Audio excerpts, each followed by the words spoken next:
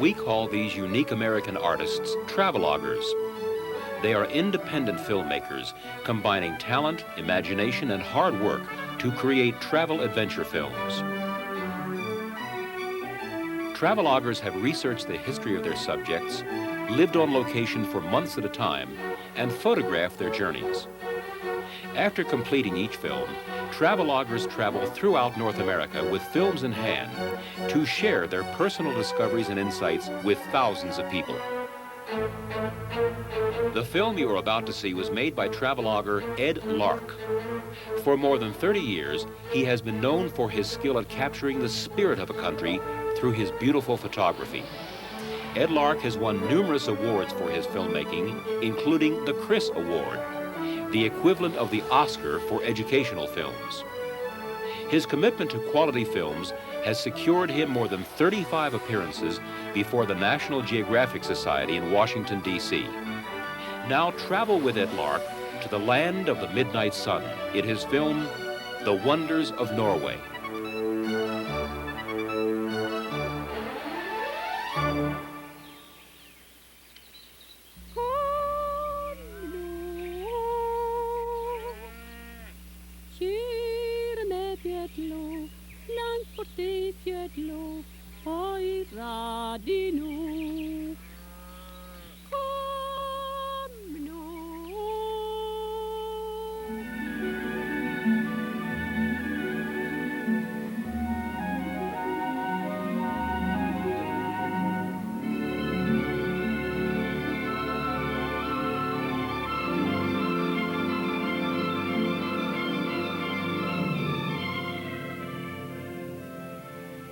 For thousands of years, a thick sheet of ice covered this land.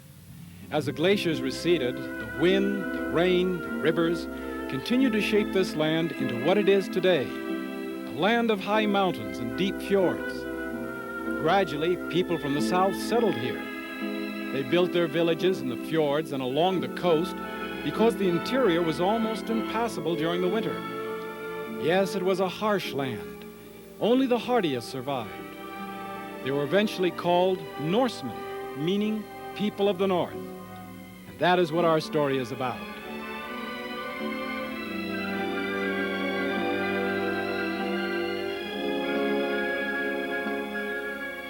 Norway is a long country, about 1,000 miles in length. About a quarter of the length of this country lies north of the Arctic Circle. The capital and major city, Oslo. The symbol of this city has become the Holmenkollen ski jump. Every March, 100,000 spectators come here to see the World Championships.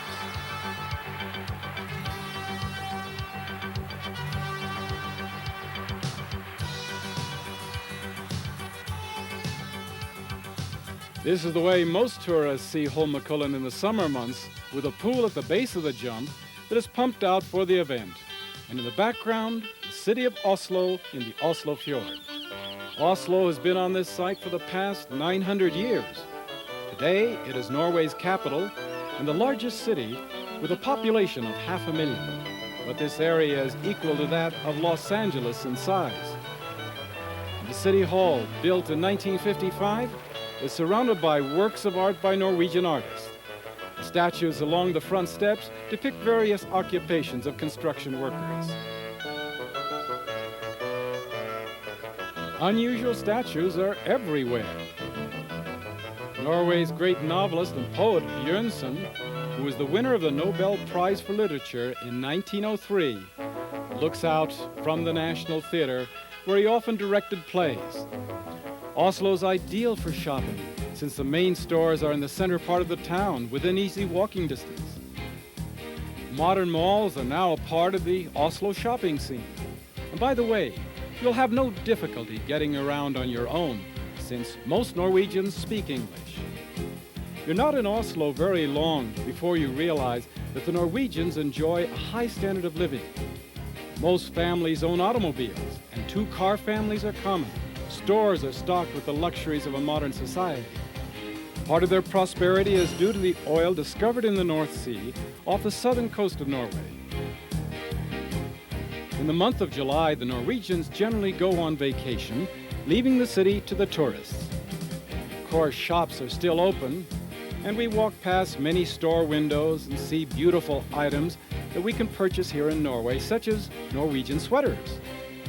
Before you do go shopping, I would suggest that you come here to the Design Center in Oslo, where they have a display of the finest products that this country manufactures. After you've looked around, then go out and make your purchases. I'm sure that you'll be much happier with what you get. The Norwegians have long been noted for their beautiful enamel work on silver, and they have won many world championships. Rhea rugs are always popular. Today, we find the modern as well as the traditional designs. Flowers are seen everywhere from the first days of spring until October. They even have tulips, a special northern variety. Although Oslo is as far north as Anchorage, Alaska, the summer weather is comfortably warm with long days and short twilight nights.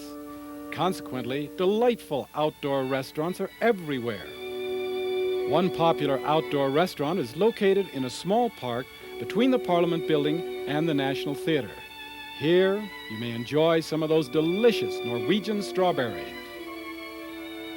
The park surrounding the outdoor restaurant is a popular place to spend a leisurely afternoon.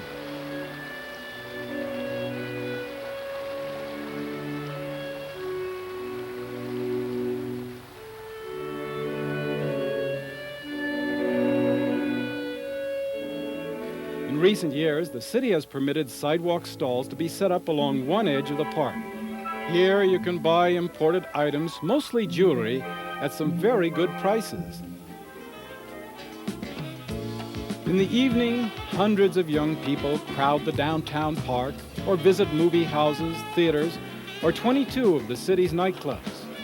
You'll hear English, French, German, Italian, and Arabic. Many waiters even speak Norwegian with a foreign accent. Because of the immigrants and students from abroad, Oslo's acquired an international flavor, but also still features many typically Norwegian highlights. For example, Vigeland Sculpture Park. Back in the 1920s, Gustav Vigeland donated all of his works of art to the city. The city put his statues in this park where you may see them today. And right in the middle of the park is a 55-foot monolith with 121 figures piled on top of each other. Now, Gustav Vigeland said that that was the symbol of his religion, but he never told anyone what it meant. He said that as each person stands there, he must decide for himself its meaning.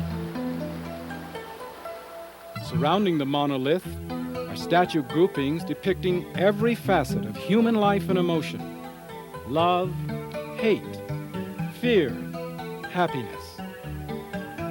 Vigeland Sculpture Park contains one of the most impressive works of contemporary art, and all of it created by one man.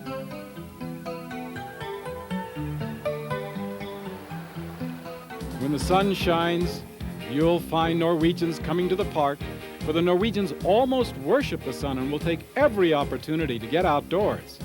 You'll find that in Norway, virtually every family will have a summer cabin and boat, even if they can't afford an automobile. For a summer cabin and boat are considered necessities, not luxuries. On the weekends, the families will go to their summer cabins, or perhaps come out here to the archipelago and sail. Almost every weekend, there'll be regattas for both children and adults. The young Norwegians take to the water almost instinctively. But of course, the Norwegians have grown up along the water, and they feel comfortable along the water. The first settlers to this part of the world built their villages along the coast and in the fjords because the interior was almost impassable during the winter. But the warm Gulf Stream that flows along the Norwegian coast keeps the waterways open all winter long. So it was practical for Norwegians to travel from village to village by boat. They became seafarers and ventured down the coast of Europe, plundering cities, and became noted as those fierce Vikings. If we could turn back the hands of time about 1,000 years and look out into the archipelago, we would see an entirely different kind of boat. This was the kind of boat used by the Vikings to sail across the Atlantic to our North American continent. In some way, they were able to brave those Atlantic storms in those open boats to reach our shores. At the Viking Museum in Oslo, we may see a collection of the original Viking ships built 1,000 years ago. Although they had the most primitive of tools, they were still able to create those beautiful boats. Also at the Viking Museum, we see relics from that period, such as a beautiful hand-carved cart and the symbols of their pagan gods. These gods were found on the staved churches built in the 11th and 12th centuries because that was the period of transformation from paganism to Christianity.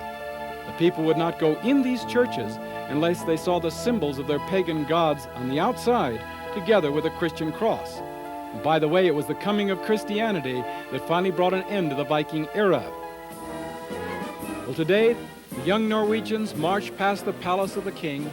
There on the balcony above stand the royal family, waving at the citizens below. Of all the colorful celebrations that we find in Norway, the most important to the people would have to be their Constitution Day celebration.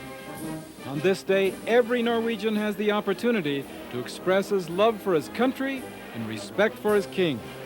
And thousands parade through the streets of Oslo, waving their flags high and proudly. Norway does have a king, but it's a democratic monarchy. The members of parliament elected by popular vote. They are the ones who plan the destiny of this country, with the king basically a figurehead.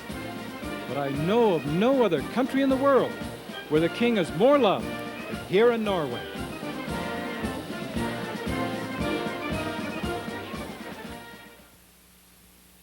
From Oslo, we're going out into the fjords, also to the west coast of the country, to the beautiful city of Bergen. After leaving the freeways surrounding Oslo, the roads begin to narrow. Most roads throughout the country are well-paved two-lane roads. We also find numerous switchback roads throughout the country because of the steep mountainous terrain.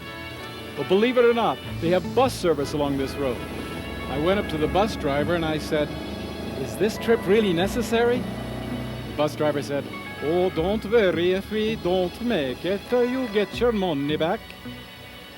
I also discovered that the Norwegian drivers are very careful because the careless ones don't live very long. However, Norway is not a country for haste, but for leisure. At every turn in the road, we find another magnificent sight. There are few bridges spanning the fjords and sounds, so these ferry boats provide an important link in this country's transportation system. Oh, you may have to wait a half hour for the boat, but then you'll be on the other side in about 20 minutes. In that brief period, you may count 15 waterfalls plunging 2,000 feet to the fjords below. You may find yourself suddenly surrounded by snow-capped peaks, and along the water's edge, blossoming fruit trees. There are 3 seasons right before your eyes. Norway also has the largest glacier in all Europe. It's called Jostedal Glacier. Its white mantle covers one of the mountain ranges in the fjords. Its white fingers extend down the various valleys, forming tributaries of that main glacier. This particular tributary is called Nigard Glacier. When you're on it, it appears huge, but it's a very small portion of the total glacier.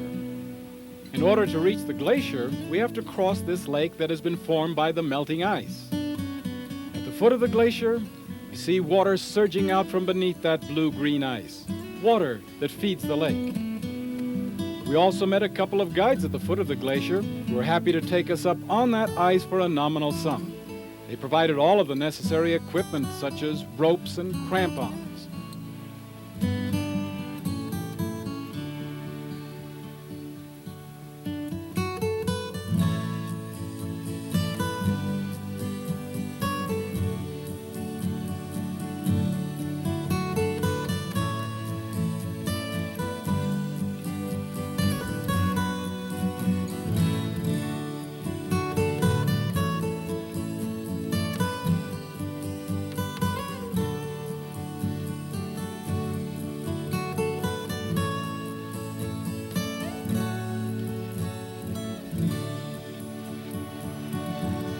Melting glaciers feed the rivers and waterfalls all summer long. This water provides Norway with an important and inexpensive source of hydroelectric power. In fact, Norway supplies electricity to her neighbors.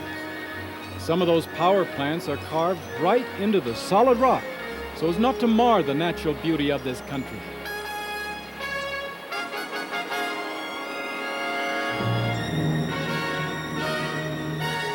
Those of you who are campers will find Norway a camper's paradise.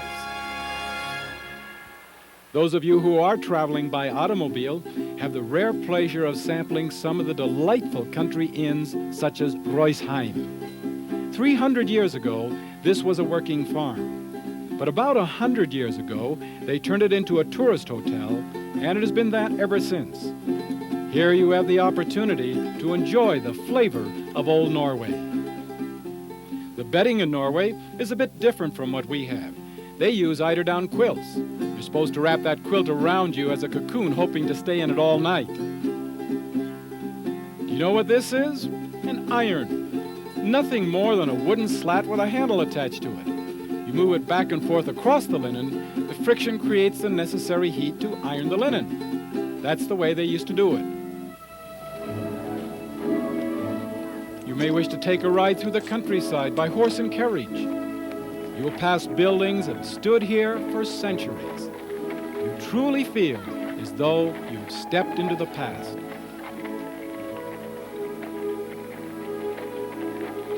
As we were going along this country road, we suddenly heard a distant dinner bell ring. That horse of ours galloped back to the farm. We couldn't even stop him. He knew what was waiting for him. After coming to one of these dinners, it doesn't take a great deal of encouragement to come the second time. Along the west coast is the city of Bergen, the second largest with a population of 220,000 in Greater Bergen. It's often called the most beautiful city in Norway, located at the gateway to the fjords and to northern Norway. The main shopping area extends all the way down to the wharf, where you find the outdoor market where one may buy everything from flowers to reindeer skins. The people of Bergen are very proud of their city, and rightly so. However, other Norwegians claim that those who live here brag excessively about their town, and there are many stories about the people of Bergen. There's one story about a youngster from Bergen who was attending school in a neighboring town. On the first day of school, the teacher asked the youngsters where they were from. All the students replied, except this one little boy from Bergen who refused to say. Well, at the end of the day, when the other students had left, the teacher approached this one youngster and asked him why. He stood up proudly and said, well, teacher, I'm from Bergen, and I just didn't want to brag on the first day. Also along the wharf are the old buildings from the Hanseatic League. 400 to 600 years ago, German merchants came here to establish commerce with the Norwegians. But they did not want to socialize with them, so they built their own apartment houses, warehouses, and stores. They stayed to themselves, except for business. Only German men were sent to Norway to be certain that they would return to the fatherland. Those old buildings are in striking contrast to the rest of Bergen, for this city is ultra-modern in every respect, enjoying the most modern amenities of any society. Steamships come and go every day, as well as hydrofoil boats that take us speedily to the various communities along the coast. Since there's so much water, there are boats everywhere. They're certainly well used on the weekends and during summer vacation. It's not surprising that an inspiring country such as Norway would father one of our great composers, Edvard Grieg. Grieg had his home here on the outskirts of Bergen. His home today looks exactly as it did when he lived here 90 years ago. It was here where he did much of his work, for he was inspired by the beautiful fjords, the mountains, and the forest. Grieg so loved his home that he asked to be buried here. Just below the house, near the water's edge, carved in the solid rock, is a crypt in which Edvard Grieg and his wife Nina are entombed.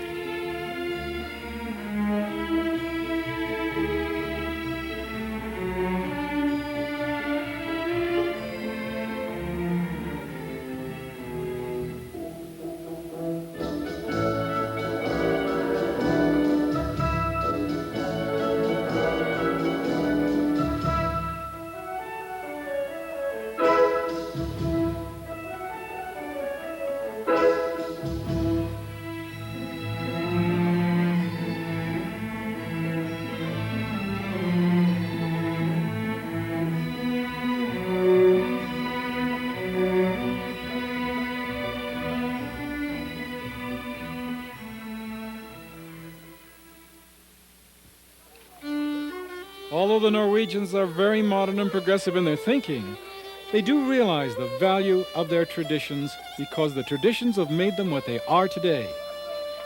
Many old world traditions prevail in the small communities, such as here in Voss, which is an hour-and-a-half's train ride from Bergen up in the mountains, where the youngsters are taking part in a mock wedding before their proud parents.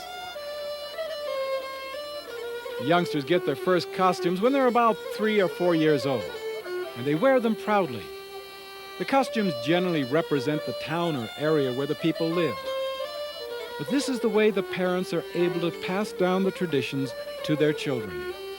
Perhaps the little bride may wear the exact same style of wedding garment when she grows up and gets married.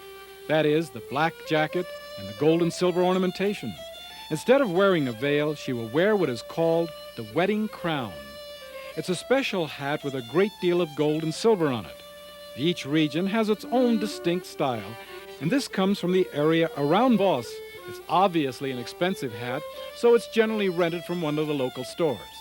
And once the bride has been prepared, she will then join the wedding party for the march to the church.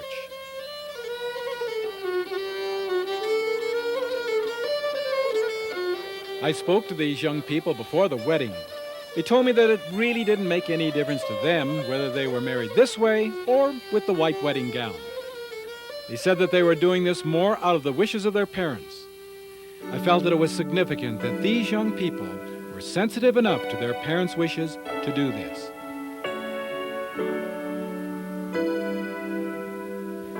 Most of the young people are married in the state Lutheran church, but there is complete religious freedom in Norway, and all religions are represented.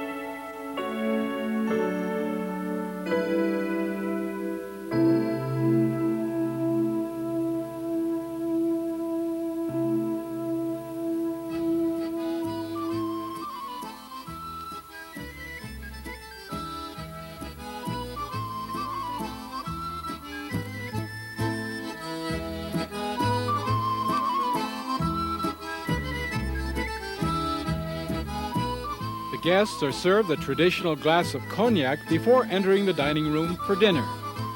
Yes, it's expensive to be married in the traditional manner because every guest must be served a meal. There are certain traditional dishes on the table, such as seafood. At the head table is the wedding cake that looks like a pile of donuts on top of each other, getting smaller at the top. And following dinner, the wedding party, together with all of the guests, will go to the reception hall and dance throughout the night.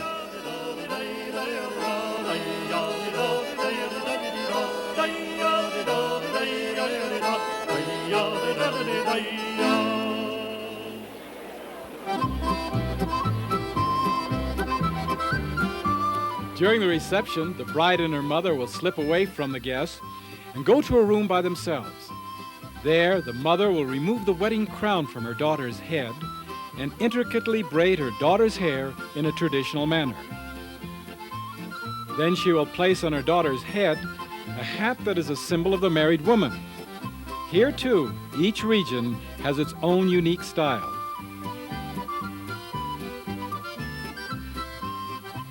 The bride and her mother will then return to the reception, with now the bride an accepted member of the married community.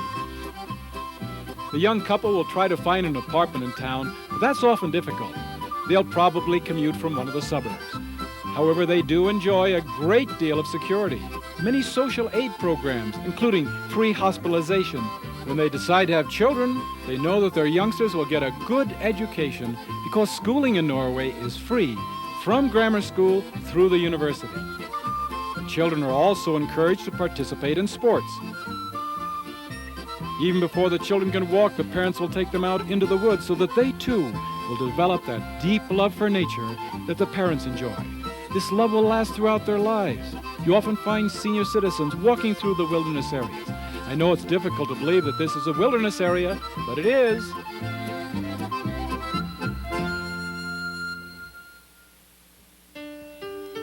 In the winter, this is what you might expect to find. 10 to 20-foot snow drifts along the roadways. In some parts of the country, there's eternal snow, and you can go skiing all summer long. Then there are other areas, especially in the south along the coast, where you have the warm Gulf Stream effect, where you find very little snow. Snowmobiles are used mostly for carrying freight. Snowmobiling as a sport has been slow to develop.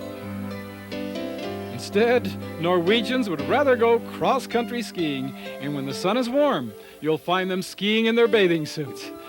Yes, the Norwegians take every opportunity to get out to their mountain cabins and to enjoy the magnificent scenery.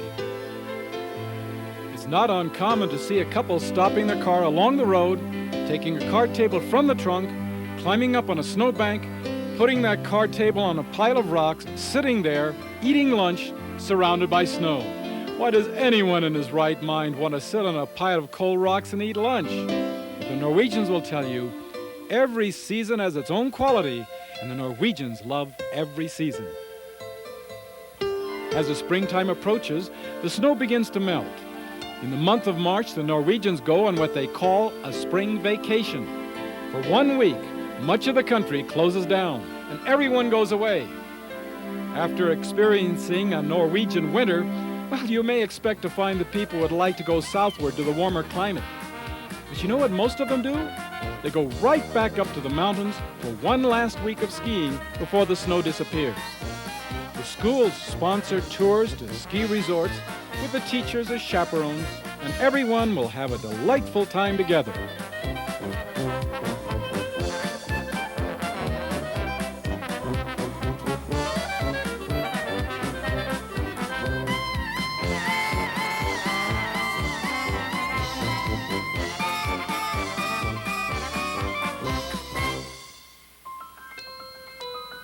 The warm spring sun is the first indication that the long winter is finally coming to an end.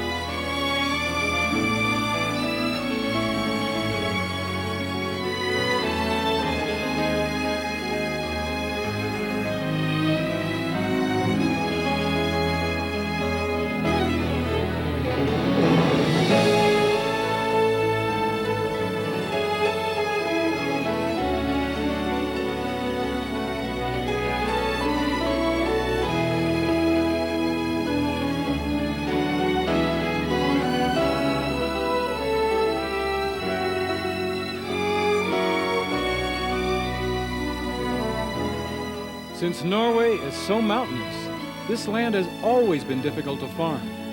To give you an idea of just how difficult, let's compare Norway with her neighbors. Denmark has about 60% of her land that is arable, while Sweden only 9%. Norway, 3%. They've had to farm in some of the most difficult areas, even on steep mountainsides. The only way one can reach the farm is by a narrow footpath. There's no way of getting tractors or trucks up there. That is the reason that so many of those mountain farms are abandoned today. But others are still very much in use, because the farmer cannot take the land to himself. He must go to where the land is. If it happens to be on a steep mountainside, that is where his life is. Today, they do have some modern equipment to help them, but it's still a difficult life. The entire family must work together on the farm. You may be interested to learn that there are very few farms in the country that are larger than 25 acres. Most are under 10 acres in size. So it's quite common for a farmer to go into the neighboring town and get an extra job. At the end of the day, he returns to the farm to continue his work. A few years ago, the government introduced a program of animal husbandry. As a result, the income of the farmer has improved. Furthermore, because of that program, Norway today is self-sufficient in beef, milk, and butter. By the way, that is not one family.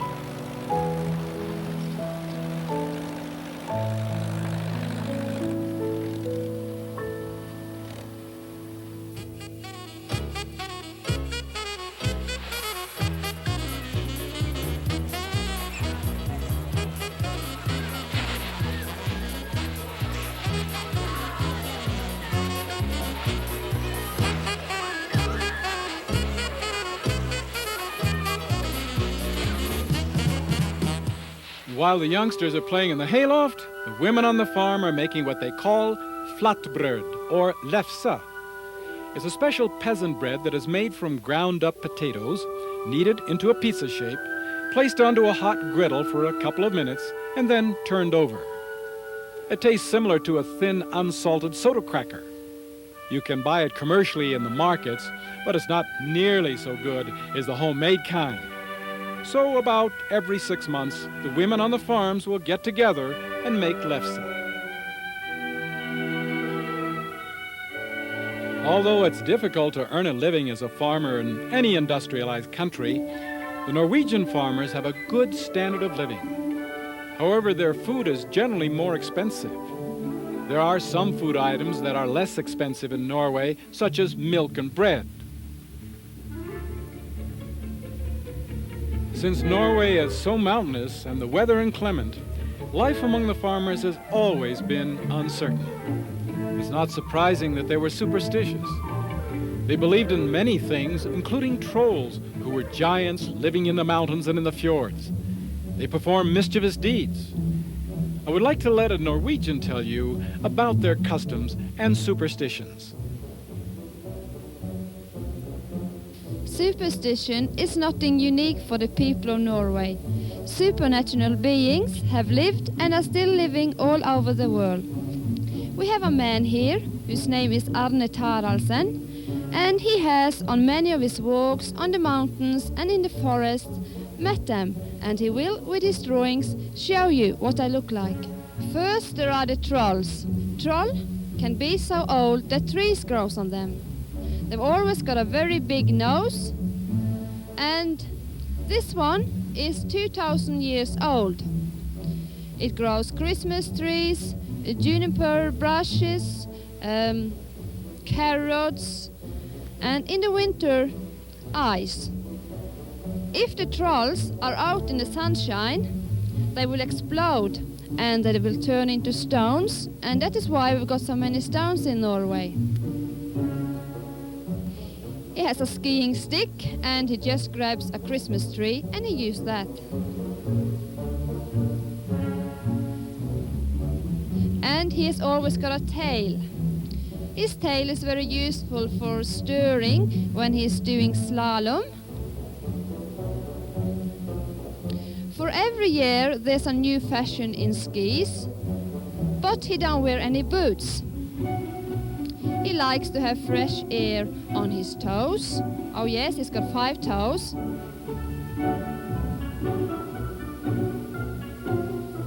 And it's the next year fashion in skis, smiling skis. Generally, the troll lives inside a mountain and he is taller than church towers, as well as being harried, stupid and slow to act. All mountains have their special troll. And his name is Troll of Voss. We're going northward with a famous coastal steamer to see some of the beautiful offshore islands such as Værø and Lofoten.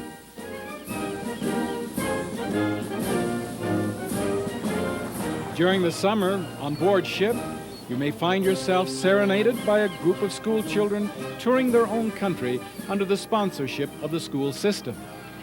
Yes, it's a wonderful way for these young people to learn more about their own country.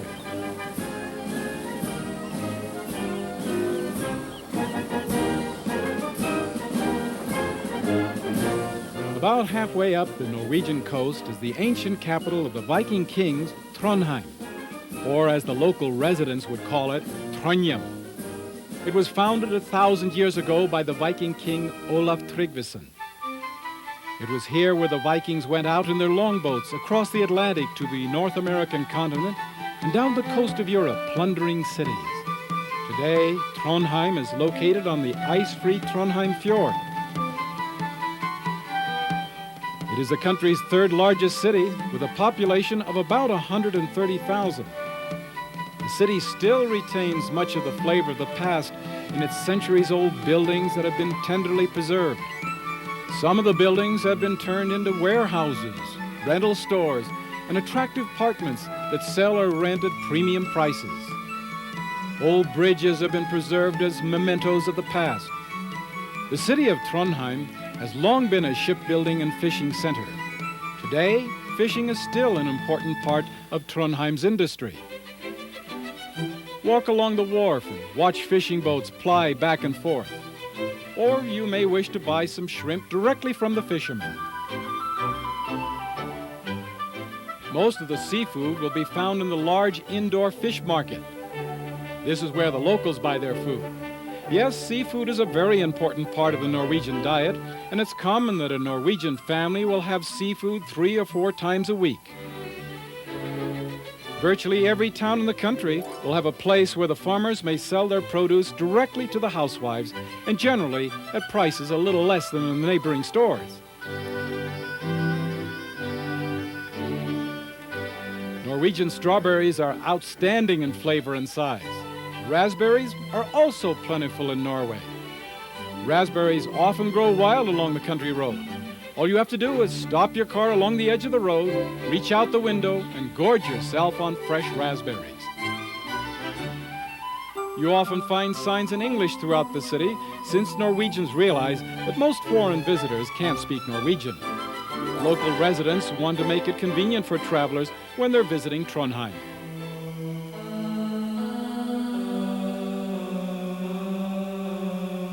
The most impressive cathedral in all Norway is here in Trondheim. It was here where most of Norway's kings were crowned. Its construction was started back in the 12th century. Today, it is still the official seat of the Archbishop of Norway. Adjacent to the cathedral in a small park is a long column upon which stands a statue of Olaf Tryggvason, that Viking king who founded the city 1,000 years ago. When the sun sets, you soon realize that the night sky doesn't get dark in the summer in Norway. In fact, you will not see the stars in Norway in the summer. This is quite a surprise to many visitors. Norwegians tend to be more conservative than their Scandinavian neighbors. Instead of going to nightclubs, the popular pastime is to go strolling or window shopping after dinner.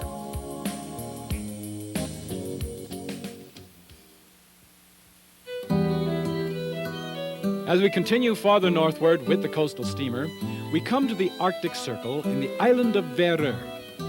About 1,000 people live on this island, most of whom are fishermen and a few farmers.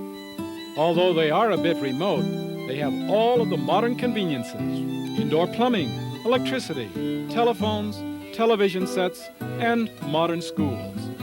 So they have just about everything that they need. It's also in this area that they do a great deal of fishing for cod in the winter months. These pieces of cod are hung on high racks and dried until the summer, at which time they are cut down and used for a variety of commercial purposes, most of which to provide the Scandinavians with a Christmas delicacy called lutefisk or lutfisk. It is made by taking a dried piece of codfish, which incidentally is about as hard as a board at this time, and then soaking it in a solution of lye about 6 weeks before Christmas. It's kept in that lye solution about 3 weeks, during which time the fish becomes soft and pliable. It is then rinsed in water for another 3 weeks to get rid of the poisonous lye. It is then cooked on Christmas Eve and served as one of the traditional dishes. It might sound terrible, but it does taste pretty good. That is, if you don't have to eat it more than once a year.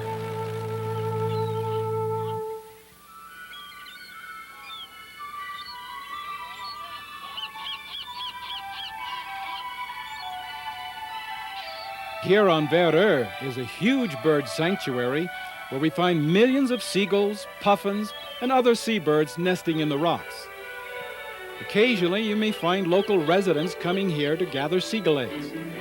They told me that they prefer seagull eggs to chicken eggs. Some environmentalists would be critical of what you are seeing. But please keep in mind that they do this strictly for their own consumption. It is not done commercially. They take very few eggs compared to the millions that are found here. Anyway, who in his right mind would want to risk his life climbing among these rocks, gathering seagull eggs, unless he had a real craving for them?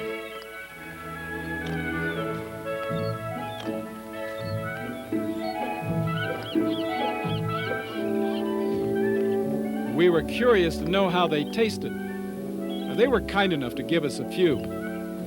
We discovered that the shell of the seagull egg is quite firm, and you really have to bang it on the side of the frying pan in order to crack it. It's also rich. Once in a while we did get an egg with a slightly fishy flavor, but most of the time it tasted very similar to a chicken egg.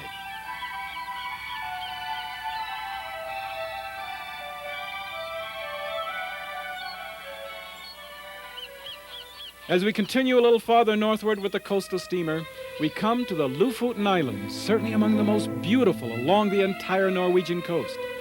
It's in this area where they're doing a great deal of oil exploration. Oil was discovered in the North Sea off the southern tip of Norway. They're now finding huge oil and gas deposits along the entire coast of Norway, even north of the Arctic Circle. So it looks as though Norway is fast becoming a major oil-producing country. People are a bit apprehensive about their new role in the world. Prior to this time, life was uncomplicated. They didn't have to worry about foreign intrigue and espionage because they didn't have anything that the major powers of the world wanted. Now with this oil, what will happen? What at first might appear to be a blessing could ultimately be a tragedy for these people. The Norwegians are well aware of the hazards, and they're proceeding very cautiously. Today, petroleum engineers are coming into the Lofoten Islands and to the town of Svolvær, which is the provincial capital of Lofoten. Today, it's a picturesque fishing community, but because of the discovery of oil and gas, who knows how it will look 10 years from now.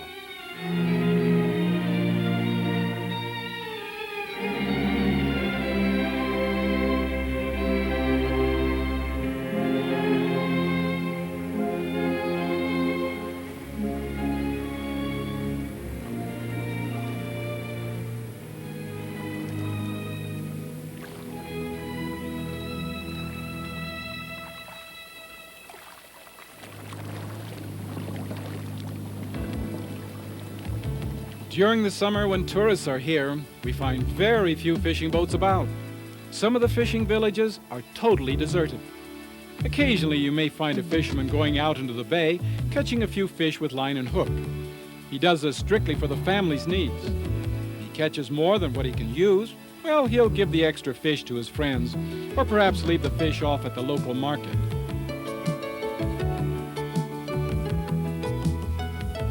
If you happen to be here in the months of January, February, and March, this is what you will see.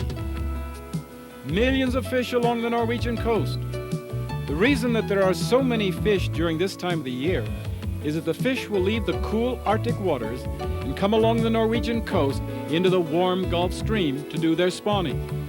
Then the fishermen are out by the thousands. Yes, fishing is one of the major industries of Norway. They have developed many modern fishing techniques that are used around the world today. Norwegians have also been leaders in whaling and have developed many modern techniques there as well. In recent years, Norwegians have placed a partial moratorium on whaling because the whale population has declined to a dangerously low level. However, other international competitors have not seen fit to stop the whaling. Unless they do, these mammoths of the sea may become extinct because of man's greed.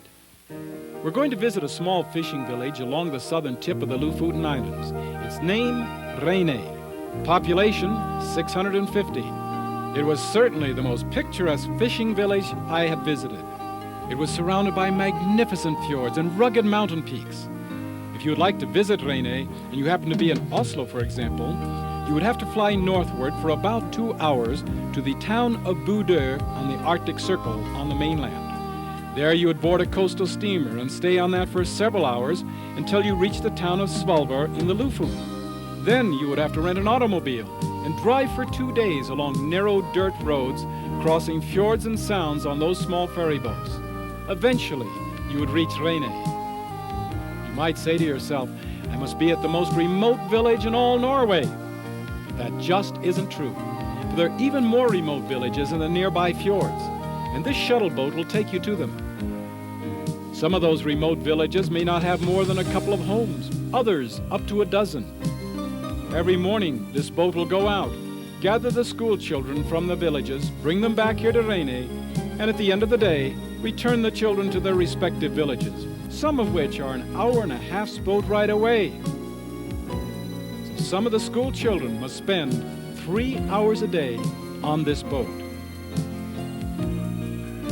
If the sun does shine, well, you may find the youngsters on deck studying their lessons or perhaps reading a magazine. Those remote villages do have electricity and telephones, but those are about all of the modern conveniences. Occasionally, the weather can be so poor that the boat can't risk picking up the school children. Then, the children have to call in for their lessons. Once in a while, a storm will develop during the day, making it impossible to return the youngsters to their homes. Then they must spend the night at school. There are special facilities set up just for that purpose. You might ask the question, why does anyone want to live in such a remote area as this? And yet, if the government were to build roads to these villages, many of the people would pack up and move away because they would not want to live near those ugly bands of concrete, those symbols of civilization. Yes, you cannot begin to understand a Norwegian until you understand his instinctive love for nature. As we continue farther northward with the coastal steamer, we will visit the towns of Tromsø and Hammerfest. We pass many beautiful islands and fjords en route, one of which is called Trollfjord. The entrance is barely wide enough for our ship to pass. Once inside, we come into a small bay, just large enough for our ship to turn around and go right back out again. There are no docking facilities here. The ship comes in only during the summer when the weather permits and when tourists are on board. Believe it or not, we saw 2 small farmhouses at the end of that bay, totally isolated from all civilization. No roads, no telephones. They had to come and go by their own means, and that was by boat. The nearest store was a 2 hours boat ride away. You wonder why some Norwegians have chosen to live in such a remote area.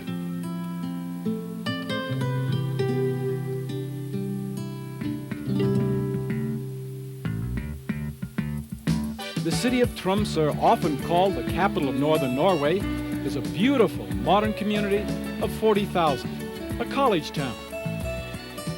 The symbol of this city has become the modernistic church because of its unusual architecture. Here, too, the coastal steamer stops on its northward journey. These coastal steamers play an important role in the country's transportation system. There are 14 coastal steamers. It takes 12 days to go from Bergen to the northern tip of Norway and back to Bergen again. There's a coastal steamer that leaves Bergen every day of the year. These steamers are used mostly for carrying freight and mail, but in the summer, there are many tourists on board. Nearby, a memorial to that great Norwegian explorer, Amundsen, the first man to reach the South Pole. Although we are almost within sight of the North Pole, the summers here are very comfortable and warm. As we walked down the main street of Tromsø, we came upon a polar bear that was the most manhandled that I've seen north of the Arctic Circle.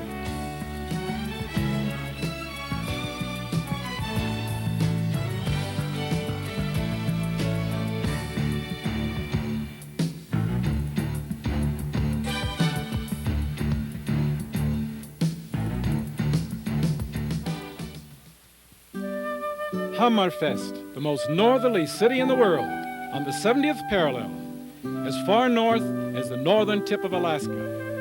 The town was destroyed during World War II, but it has been rebuilt, and today it's a commercial fishing center. In the winter, north of the Arctic Circle, the sun doesn't rise above the horizon. Oh, there will be a slight amount of twilight for an hour or two, and then 22 hours of total darkness. The street lights are on 24 hours a day, but in the summer, the sun shines 24 hours a day. This is the land of the Lapps and the reindeer.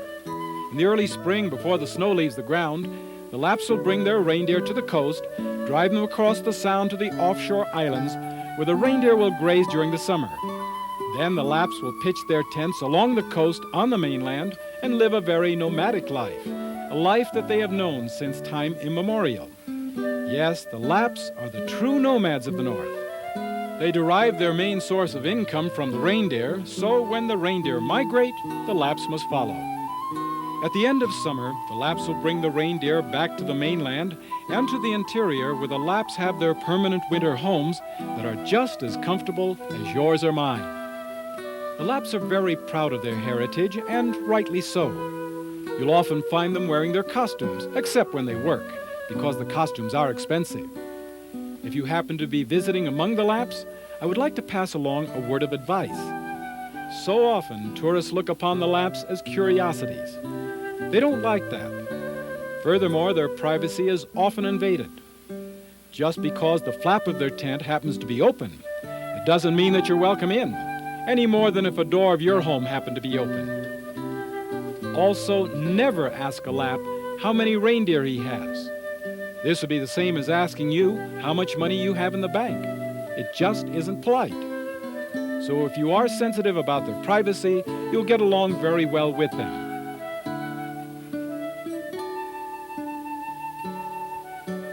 But life here in the north is so different. There are vast wilderness areas where no one lives except for the wandering Lapps. Even the light this far north seems strange. In the middle of summer, the sun doesn't get any farther above the horizon than what we see here. Because of the low angle of the sun, there are long shadows that reach across the countryside, silhouetting the Arctic wilderness against the eternal glow of the heavens. But soon, the gentle rays of the sun return color and beauty to northern Norway.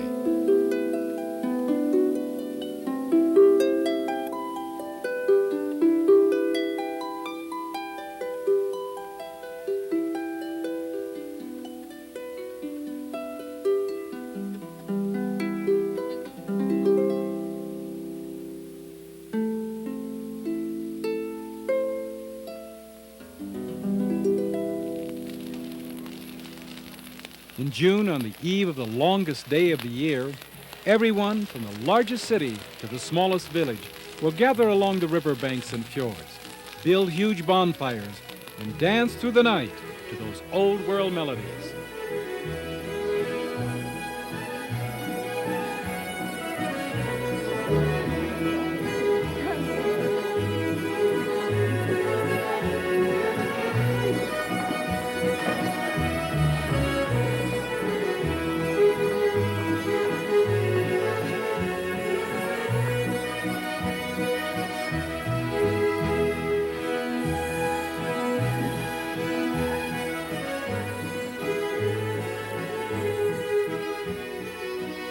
If you happen to be in northern Norway in the middle of May, just before the arrival of the midnight sun, you may be standing here at the water's edge one night, look down at your watch, and see that it is midnight.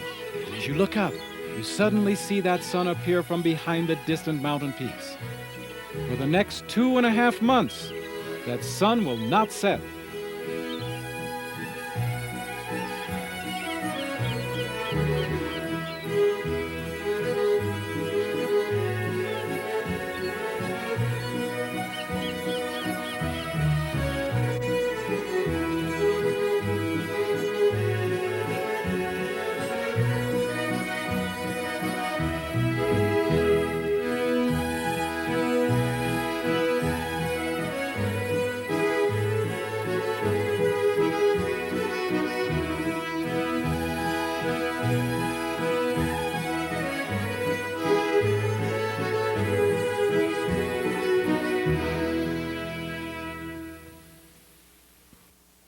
We hope you thoroughly enjoyed this European travel experience. You can continue your exploration of Europe with other videos from the Travelogue collection as your guide. Each Travelogue video takes you to some of the most beautiful settings in the world. You'll visit many famous landmarks, as well as unique, out-of-the-way places that most tourists rarely discover. Encounter colorful pageantry and cultures that are vastly different from our own. You may even uncover your own heritage. One thing is certain, an excursion through the entire Travelogue collection will greatly increase your understanding and appreciation of the world in which you live.